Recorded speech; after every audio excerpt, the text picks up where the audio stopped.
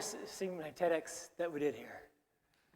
Okay, that really was transformative. In fact, that presentation really is what helped kick off Better Blocks around the country and now around the world. In fact, the most recent just took place in Tehran, Iran.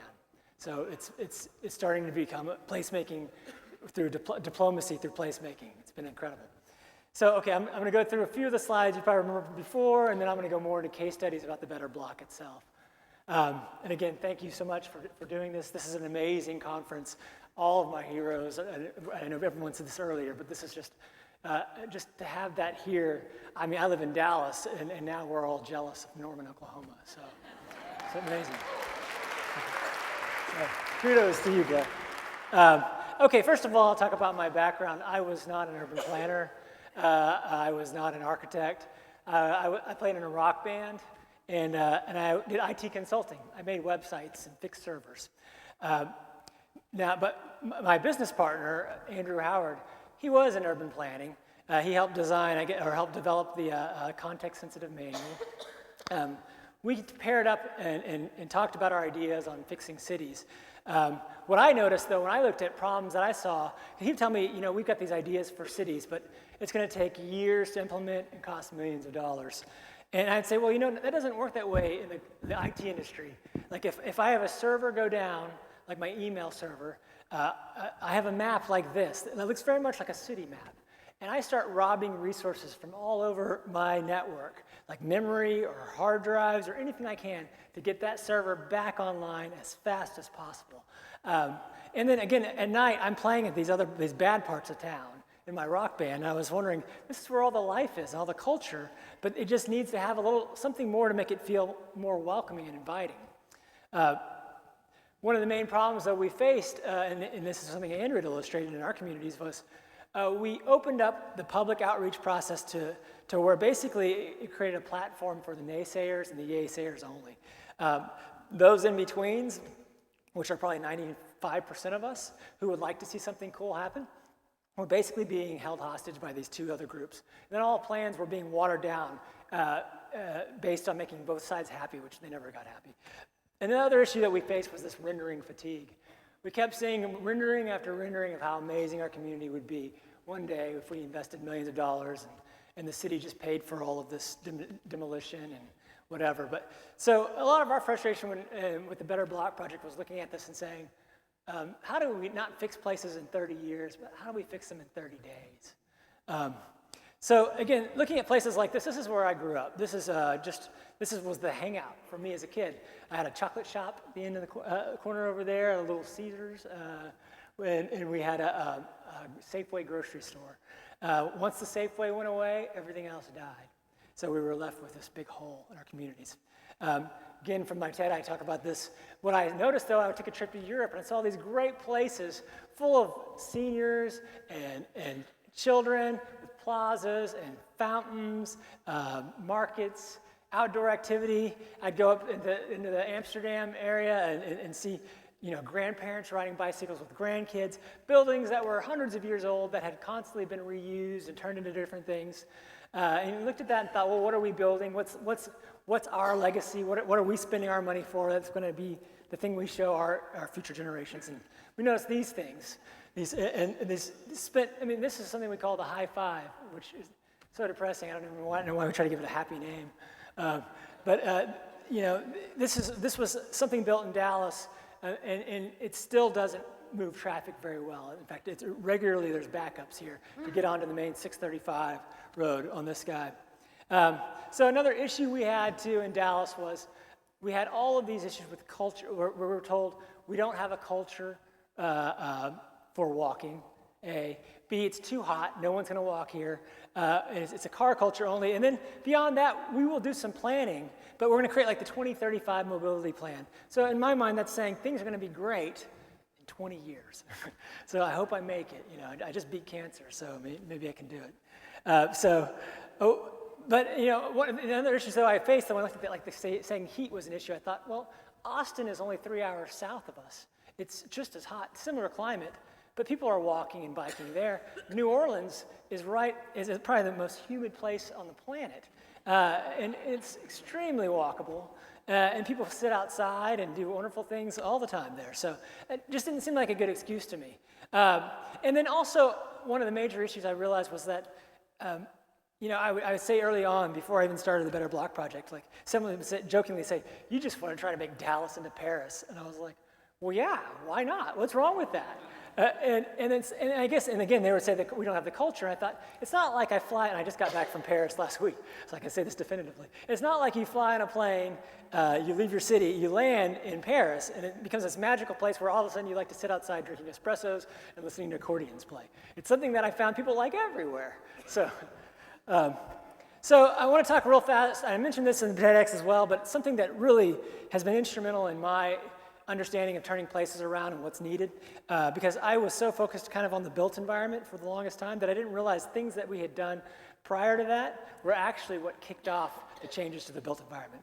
We created a group called Bike Friendly Oak Cliff.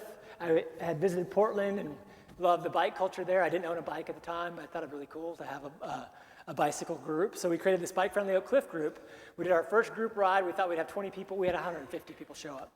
Now, the amazing thing about this little group, though, and something I didn't really touch on in the presentations before, was that what we were doing was building social capital with this group. These folks would later go on to be the people that help volunteer in my Better Block projects, help me fix the communities, and then they show up at City Hall whenever I'd say, let's make this permanent. So it became a political force as well within the city. So one of the key points I've found since doing these Better Blocks, and we've been doing them for 3 years now, is you've got to work on that social capital piece.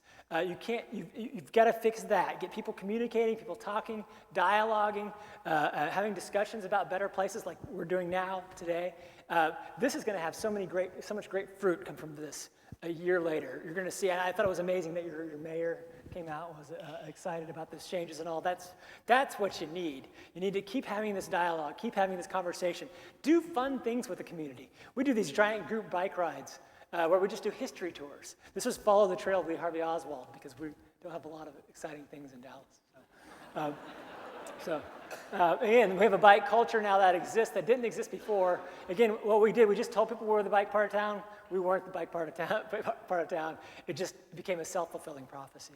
And now kids ride bikes again, and all kinds of great things are happening. In fact, on this part of town is called Oak Cliff. It's southwest from downtown. It's got the most bike infrastructure now in the city from anywhere else, and that's just because a handful of us, 4 or 5, gathered together and created this little group. So that Margaret Mead quote is so accurate about a small group of people can change the world. In fact, it's the only thing that ever has. So this is the first Better Block. This is the street that we looked at. Again, I wasn't an urban planner when I started this project. It was one of those issues where I said, I'd gone to Europe. I didn't know anything about, form or any of those terms. But I knew things I loved about the European experience. I knew I loved seeing people sit outside.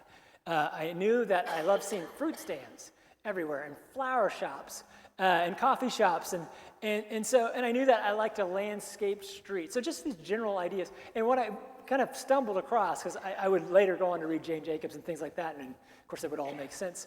But it's often what Ethan Kent mentioned as well, the powers of 10. That's what we were kind of doing by default. We weren't thinking, we were just saying, how can we cram as many cool things in this little block as possible? It just happened to be a great old form block. And I think that, again, for me, being somebody who wasn't familiar with form and why it was important, it just shows you how compelling it is to have that great form, because it was just intrinsic for me to say, this area is where we start. So again, the issues that were holding back the area were all of these ordinances that had been put in place for 50 years, saying things like we couldn't have crowds gather, you couldn't have sandwich boards out in the street, you couldn't have cafe seating where it cost $1,000 per year, all these cost prohibitive things. These things that we know that make a great street, we weren't allowed to do. So we took that weekend and we broke every law we could. And so we changed this street, and we painted our own bike lanes. We added our own cafe seating. We took some pages from the ideas that we saw in New York with pavements to plazas, and also the ideas of parking day. But beyond that, we took those empty those storefronts that had been vacant for years, a lot of it because of the poor zoning, and we created coffee shops. We created flower shops and gift shops. We took an old car garage and turned it into a kids' art studio, which is now permanent and is the anchor for this block. They do everything from doing beer, beer brewing classes at night for adults to kids, crafts during the day. It's an amazing resource, and it would have never happened had we not just given the idea or the chance to percolate that through this temporary process. This Oil and Cotton, that's the company, I'm sorry. So the amazing thing, though, after the Better Block, and this is something I didn't show before, was this is how those buildings looked before. By just us activating this space for a couple of days and peeling it all up, this is how they look now. Private business got it. They just said, oh, I know what great places look like too. And they started filling these in. They started leasing the spaces. This is fully leased now. In fact, the property owner at the time, her name's Linda Holt, said that she would get calls once a month on some properties in this area. She now gets calls daily. And that little temporary, installation that we did has led to real dollars hitting on the ground. So we've had about $500,000 put into making some of our improvements permanent now. So we're getting a plaza here, we're getting a bikeway built, and several other amenities based on just this temporary transformation. Thank you, yeah. And again, this is kind of what I want to hit on with the Better Block. What's been amazing for us has been this idea of putting something in temporarily. And John mentioned this too prior, is such a strong way to, again, people can look at renderings all day long, but if you can give people a feeling, an experience, let them sit down and have coffee and watch, people watch. It's so much more powerful than just looking at pictures. And honestly, the time it takes us to put together a Better Block and the resources and the people, it's probably the same amount of money and time that it takes for people to do these 3D renderings. But the thing is, I get pictures and other great things afterwards that you can still use. So this is, again, the second Better Block. We took another gray street with assortment of bad stuff. As you can see, had some decent form, but for the most part, just lifeless. Most of the businesses only lasted about 3 months here. Took that street, so we added 42 trees, 100 bushes. We built our own decks. We made more people spaces in these areas. So now with this project, trees are being installed permanently on this block. Those should actually start hitting the ground next year, if I'm not mistaken. They got a grant from our MPO in the area. Again, nobody would have ever thought about putting trees there if we didn't just bring our own and just park them there for a couple of days. And the thing, and this is something I mentioned before too, this street, it was 104 degrees out the day we did this project. And we were able, people came in droves and stayed and lingered. And it was because the temperatures went down so much with these trees out. Again, here's pictures of this, and I was talking about the crosswalks, which you're not technically supposed to do. And the people sitting outside, and then the poles that we just started adding bikes to make art. And again, the big picture that I love is just this looks like a Photoshop rendering of the street, but it's not. This is really what we did, and it lasted for 2 days. And then it's led to permanent change. So what the permanent change it's led to is, so you look at some of the businesses that were on this strip. So this is one of the businesses. This is how it looked during the Better Block project. Grass, unkempt, bars on the windows, not very inviting. 2 weeks, or no, it was about a month after this, another vendor went into the space and did this.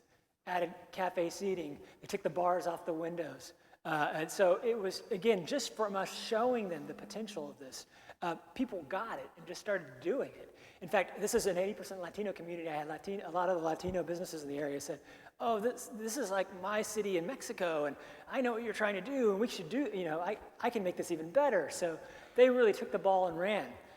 This is another building that we used for the Better Block project. We turned this into like a t-shirt shop. It had mirror tinted glass that we ended up peeling off.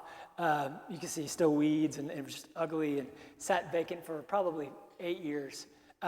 After we left, pulled up stakes for the Better Block project, it was leased within months. It's now the local beer and wine shop. So again, really, the Better Block, even though we were trying to just show people great places, how to make great places, it actually led to great real estate deals.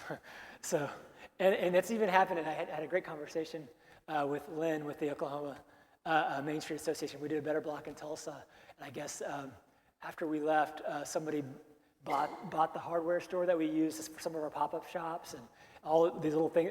The city is now investing on doing LED crosswalks and other great things. We just did that project, gosh, just a few months ago, 4 months ago, and it's already leading to permanent change.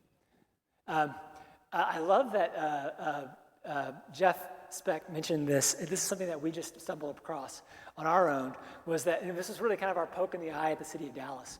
City of Dallas's motto was think big, and we thought, well, that's all wrong.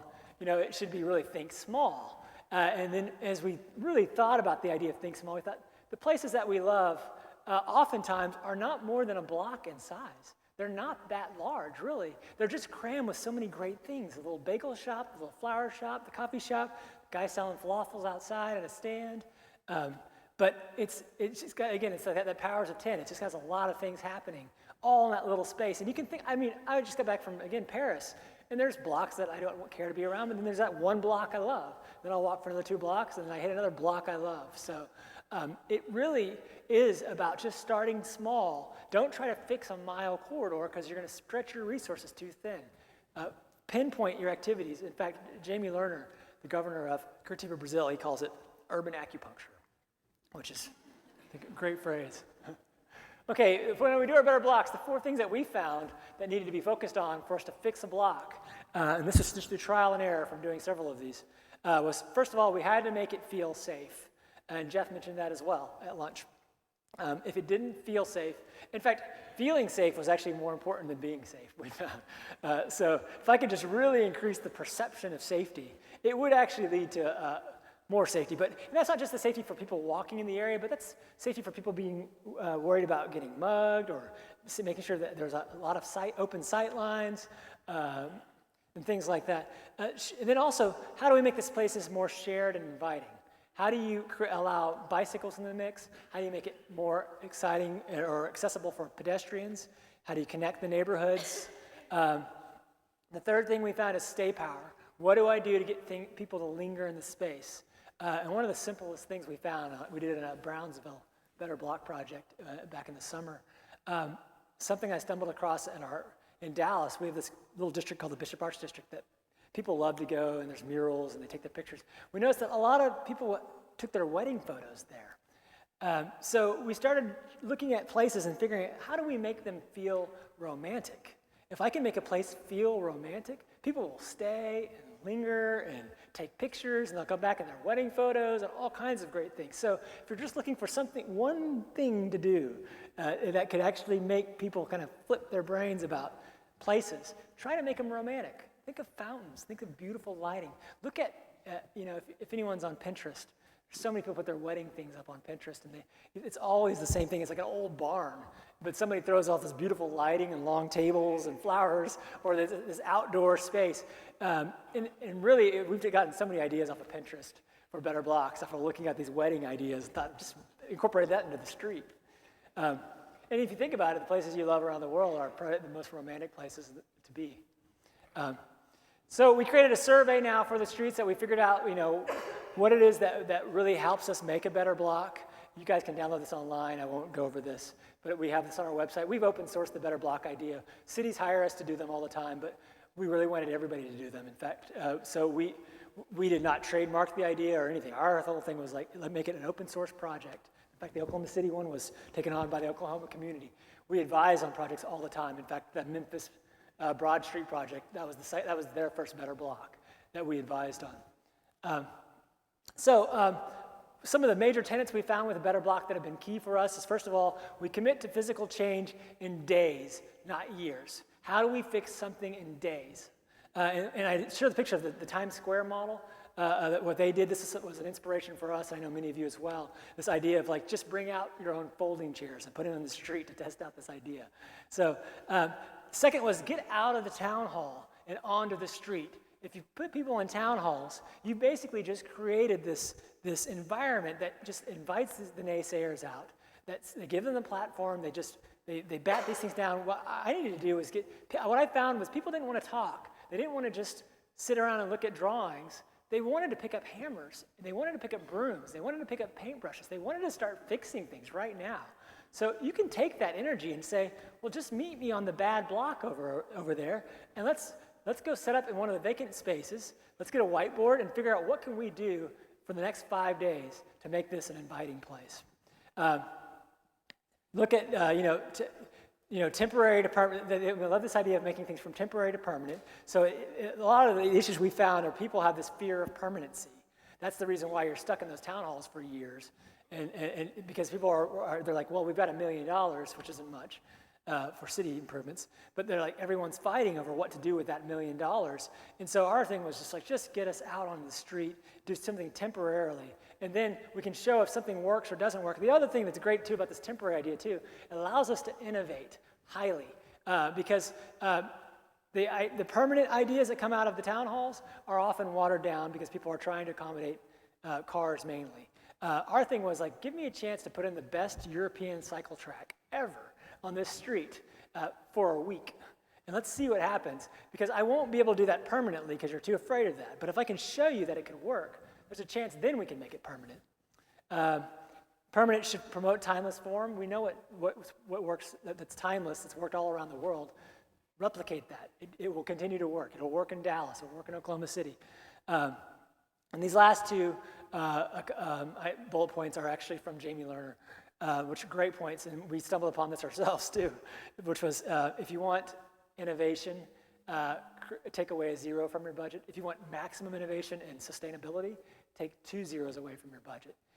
Because we were always told that we just don't have enough money to do these things. You'll be amazed at how what gets created whenever you start taking those zeros away. And so how do you do things when you have no money? Well, you manage the equation of co-responsibility. You bring as much of the community together. As many as the nonprofits, the Boy Scouts, the Girl Scouts, the churches, all those groups, and give them a small piece of your block and have them transform it with you. You guys create the coffee shop, you guys create the urban garden, you guys create the kids' art studio, you guys create the bike lanes, those kind of things. We share those resources, and everybody kind of borrows things. The borrowing has been key for our projects as well, since they're temporary. Jeanette Sadiq Khan just put out this piece that's funny, because which is perfect. It's something we found too. Our projects, you can transform a place simply with paint, planters, or bollards, and chairs. Just dramatically start changing what people's perception of a place is with those 3 elements alone. She adds traffic cones too, and I'm going to get into traffic cones, what we've learned from traffic cones. That's been key for our projects. Again, an example of a design charrette that happened in Dallas. This is on Fort Worth Avenue. It was abstract only. It was in a town hall. Plans got watered down after the process because everyone was trying to accommodate cars. There was a fear of permanency. There was all these assumptions about traffic modeling. It was going to take years to implement. If you go to the street now, this is how it still looks. We spent hundreds of thousands of dollars on plans and on town halls. Current traffic counts 10,000 cars per day, but it's built for 60,000. So what are the maintenance costs of this? What's the shared access? What's the stay power? Is it a victim of land speculation, which it is? So this is one of those instances that of the better block, I could transform this street over a weekend with 30 friends and a case of beer. Okay, so Memphis better block, and people love to do it. That's the other thing too. And you're building social capital, and the social capital is what you need. The Memphis Better Block, which was mentioned by John early at Alta, we helped advise on that project. We were the ones that advised to use permanent paint because we had done it. And yes, the city went back in and painted those in permanently, actually. And I guess I didn't realize there's a plan to make a cycle track there now. So again, an example of where something temporary was tested and became permanent. I love the name of this project. They called it as Broad Street. It's a new name. New face for an old broad. Fort Worth Better Block happened about a month after the Memphis one. These were some friends of ours put this one together. Again, took an overly wide street, thinned it with bike infrastructure, created pop-up shops. Again, the reason why we do those pop-up shops with the bike infrastructure, we're trying to show how infrastructure correlates with economics and why and how it's kind of a chicken and egg thing. We got to put them together right now because, especially in places in the Midwest and the South, it's not difficult for us to make walkable or bikeable infrastructure. There's just not a lot to walk or bike to. So they created that literally, I think, 3 weeks after this project, the city went in and painted those bike lanes permanent. So those became permanent. Again, temporarily testing an idea. This would normally take years, cost millions in studies. We just went out and did it. And they said, well, the public wants it, obviously. They like it. So just make it permanent. This is other pictures from that better block. So you can see kind of how they engage the bike lanes. Of course, they put a planter in the bike lane. That probably doesn't help. But outdoor seating and things like that.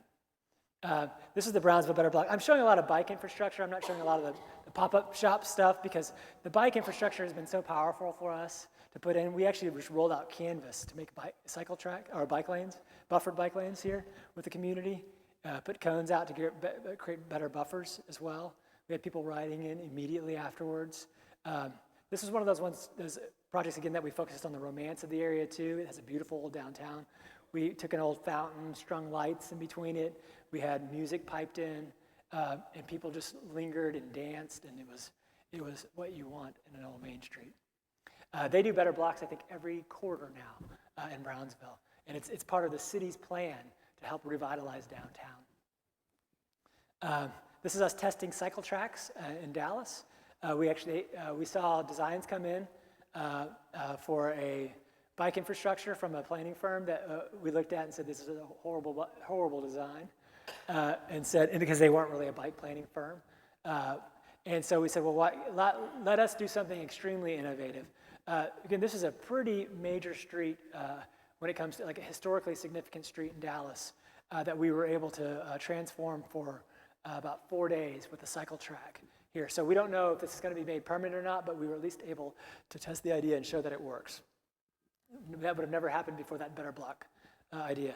This was a vacant lot across the street from that cycle track where we created a market, and we put in fountains that we just made out of horse troughs, just so people could have something way to cool off as well. That market became the most popular for those marketeers from all the places they went throughout the city. So they're trying to make this a permanent market now in the area.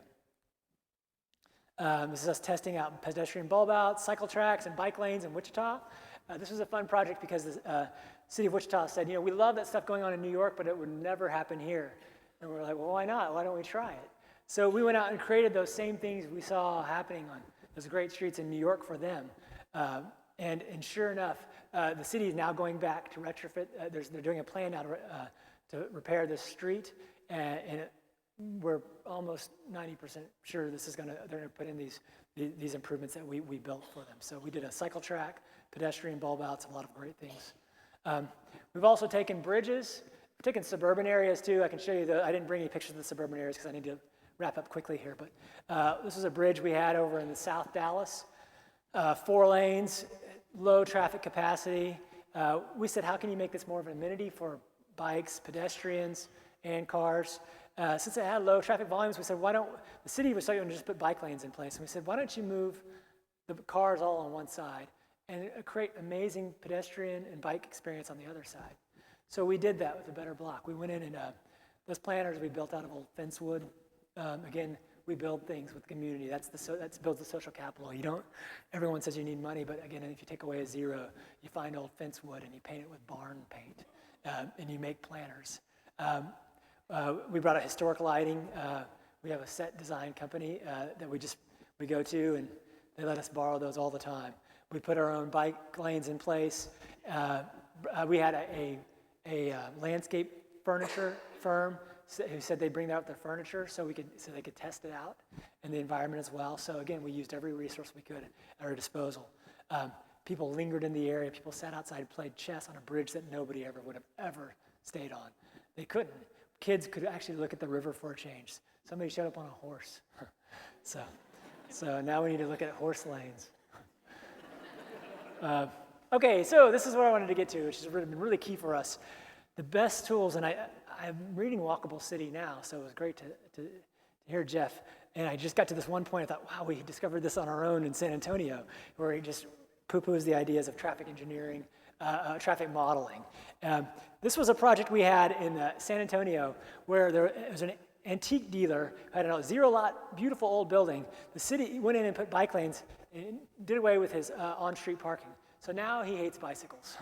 And he doesn't want anything to do with them. He wants these things removed. He's upset. And he's like, what would you do to this area? I'm like, well, you can still have your bike lanes, and you can have cars parked, and you can have like safer areas as well. You can fit it all in here. And he's like, really, well, how are you going to do that? So we just took chalk, and we just started drawing out the bulb outs. We extended the radiuses to make cars make more slower their turns. We showed how we could put the bike lane in closer, and then put the parking on the other side to actually make a safer bike, a floating bike lane. And again, I'm an IT guy. I know AutoCAD. I know all of these things. Again, chalk and cones.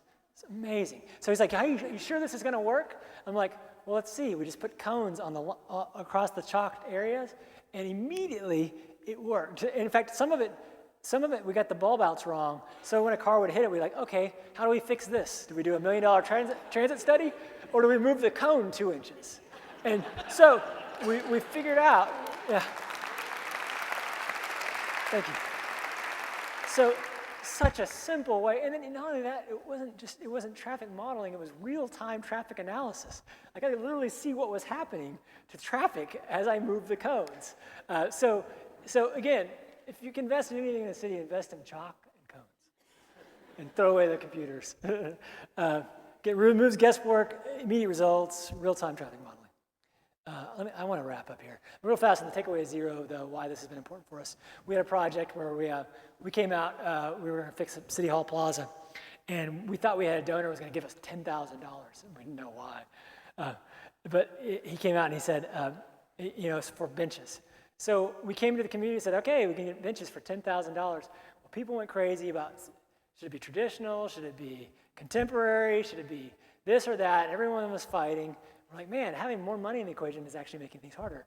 Well, then it turns out this person fell through, and we thought, well, maybe we can take away 0, maybe we can get $100 that we can all pass around a hat. At that point, our choices got very limited. It was like IKEA or Target, a couple of, and people got a lot more easier to work with. But then we found that we didn't even have $100 because we got too busy doing other things. So we ended up having $10. So what do you do when you've got $10 and you need to create a lot of park benches? You take old pallets that are laying around throughout your city, you buy a bunch of nails, you get your friends together and you build benches. And the amazing thing about this was it's sustainable. It's very innovative. What was also amazing, it was building social capital. Community was building this together. Community had more ownership, which that's what the cities are trying to do. They're trying to get communities to take ownership. But they're oftentimes just building it all and just dropping it in place and hoping that things materialize around it. The amazing thing about this too is if somebody would have tagged the $10,000 benches, nobody would have given it a second thought. If somebody tags these, people are going to be upset. They're going to be like, wait a second, I built this thing. This is my bench.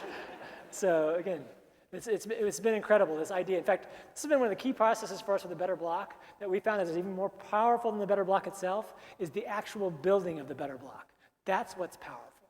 And then afterwards, and you probably found this in Oklahoma City, all that social capital that you created from that building together, it stays. It sticks around in that area, and they start building coffee shops together, and they start building flower shops and other cool things.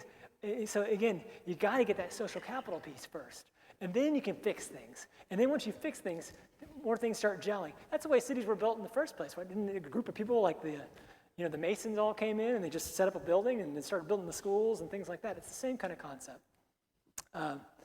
So I'm going to rush through some of these things here. So, another big concept for us here, real fast, is that I found in order to fix streets, and again, not being a traffic engineer, being an IT consultant, was the way I fix a street now is I used to think, how do I put a bike lane here? That was the big thing.